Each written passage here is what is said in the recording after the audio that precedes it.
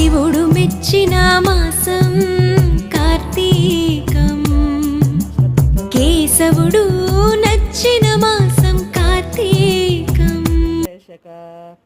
పద్మాసరం శూద్రశోభితకంధర కనకాంతకేయూర కమన్వయభుజన్విత అత్నగైవ చింతాలోలాలోలాముక్తబలస్ఫర Kameshwara ప్రేమరేత్రి మణిప్రతిభణిస్తది నాభ్యాబాలరు.